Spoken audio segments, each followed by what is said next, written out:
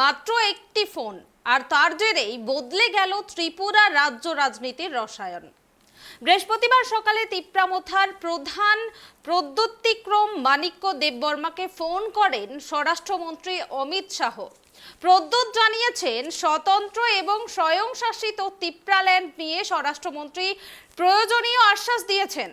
জনজাতিদের অধিকার রক্ষার যে দাবি প্রদ্যোতের দল জানিয়ে আসছে, সে বিষয়ে আলাপ আলোচনা চালাতে আগামী 27 অক্টোবর কেন্দ্রের তরফে একজন ব্যক্তিকে নিয়োগ করা হচ্ছে। 60 আসনের ত্রিপুরা বিধানসভায় বিজেপি সংখ্যাগরিষ্ঠতা পেলেও 13টি আসন পেয়ে চমকপ্রদ ফলাফল করেছে তিপ্রামথা। আসন সংখ্যার নিরিখে রাজ্যের তৃতীয় বৃহত্তম দল হয়ে উঠেছে ত্রিপুরার রাজ পরিবারের সন্তান প্রদ্যোতের দল।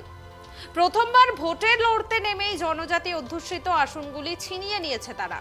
ভোটের ফল প্রকাশের পরেই প্রদ্যোতকে নিজেদের শিবিরে আনতে সক্রিয় হয় বিজেপি। শাহের নির্দেশে এই বিষয়ে দৈত্য চালাচ্ছিলেন অসমের মুখ্যমন্ত্রী হিমন্ত বিশ্ব শর্মা। পরে আসরে নামেন শাহ। অনেকেই মনে করেছেন, তিপ্রামথাকে নিজেদের অনুকূলে আনতে আপাতত সফল বিজেপি।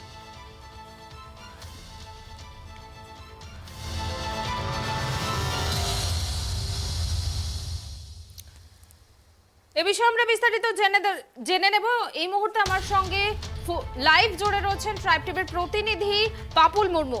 পাপুল, জনজাতিদের অধিকার রক্ষার যে দাবি প্রদ্যোতের দল অনেকদিন থেকে জানিয়ে আসছে, সেটা কি এবার পূরণ হবে?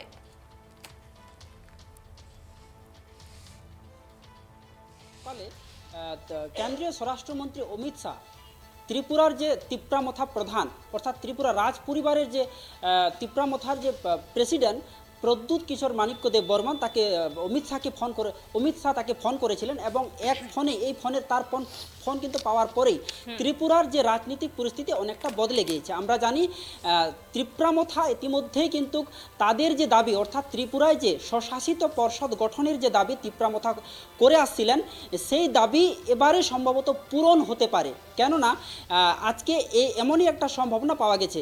আর অমিত শাহের ফোন পাওয়ার পরেই কিন্তু তিপ্রামথার প্রধান প্রদ্যোৎ মাণিক্য দেব বর্মন তিনি কিন্তু টুইট করে জানিয়েছেন অমিত শাহ তাকে ফোন করেছিলেন এবং ত্রিপুরায় যে তাদের যে দাবি অর্থাৎ আদিবাসীদের দীর্ঘদিনের যে দাবি তারা করে আসছিলেন, সেটা নিয়ে তারা আলোচনায় বসতে চান এবং সেই আলোচনাকে মধ্যস্থিত করার জন্য আগামী 27 মার্চ কেন্দ্রের তরফে একজনকে নিয়োগ করা হবে। এই কথা তিনি জানিয়েছেন।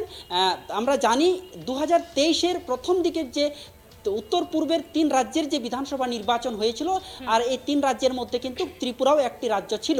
আর দীর্ঘদিন থেকে কিন্তু তিপ্রামথার পার্টি ত্রিপুরাতে আদিবাসীদের স্বশাসিত পর্ষদ গঠনের দাবি করে আসছিল বিগত বিধানসভা নির্বাচনগুলিতেও, এবং বিগত যে লোকসভা নির্বাচন সেই নির্বাচনগুলিতে তারা এই দাবি করে আসছিল ত্রিপুরার আদিবাসীরা তারা যাতে নিজেদের অধিকার ফিরিয়ে পায়, নিজেদের অধিকার এবং স্বশাসন পর্ষদ যাতে তাদের জন্য গঠন করা হয়।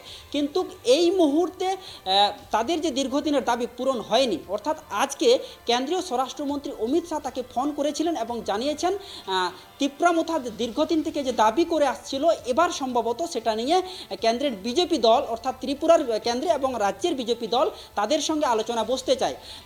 ত্রিপুরার যে বিধানসভা নির্বাচন 60 আসনের যে বিধানসভা নির্বাচন হয়েছিল, সেই বিধানসভা নির্বাচনে তিপ্রামথা প্রধান তাদের দাবি আদায়ে এবারে কিন্তু তারা পৃথকভাবে বিধানসভা নির্বাচনে প্রতিদ্বন্দ্বিতা করেছে এবং প্রথমবার বিধানসভাতে নির্বাচনে লড়ে তারা কিন্তু 60 আসনের বিধানসভা নির্বাচনে 42টি আসনে ক্যান্ডিডেট দিয়ে তারা কিন্তু 13টি আসনে জিতেছে এবং 13টি আসনে জয়লাভ করে তারা কিন্তু দ্বিতীয় বৃহত্তম দল হয়ে উঠেছে। আমরা জানি ত্রিপুরার বিধানসভা নির্বাচনে বাম কংগ্রেস জোট হয়ে লড়েছিল এবং সিপিআইএম 11টি আসন এবং কংগ্রেস 3টি আসনে জয়লাভ করেছিল।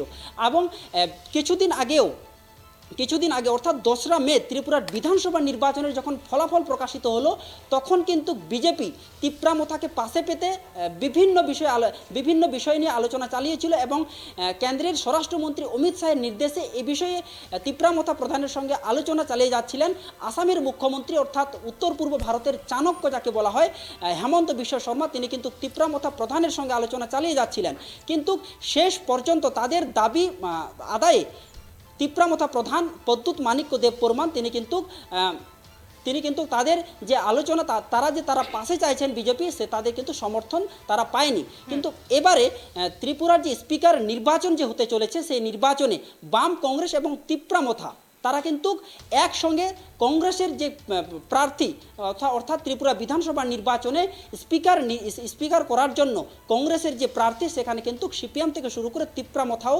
সমর্থন জানানোর কথা বলেছিল। আর আজকে অমিত শাহর ফোন পাওয়ার পরেই কিন্তু সমস্ত চিত্র উল্টে গেছে ত্রিপুরার রাজনীতিতে। ত্রিপুরার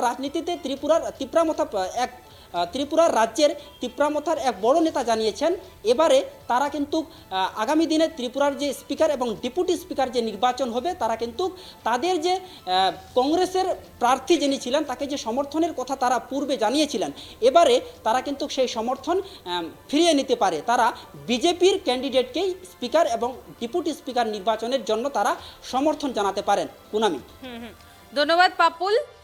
আপনাদেরকে আরও একবার জানিয়ে রাখি, অমিত শাহর একটি মাত্র ফোনেই কিন্তু বদলে গেল ত্রিপুরার রাজনীতি। বৃহস্পতিবার সকালে তিপ্রামথার প্রধান প্রদ্যোতিক্রম মানিক্য দেববর্মাকে ফোন করেন স্বরাষ্ট্রমন্ত্রী অমিত শাহ। প্রদ্যোৎ এ নিয়ে জানিয়েছেন, স্বতন্ত্র এবং স্বয়ংশাসিত ত্রিপুরাল্যান্ড নিয়ে স্বরাষ্ট্রমন্ত্রীর প্রয়োজনীয় আশ্বাস দিয়েছেন। জনজাতিদের অধিকার রক্ষার যে দাবি প্রদ্যোতের দল জানিয়ে আসছে, সে বিষয়ে আলোচনা চালাতে আগামী 27শে অক্টোবর কেন্দ্রের তরফে একজন ব্যক্তিকে নিয়োগ করা হচ্ছে।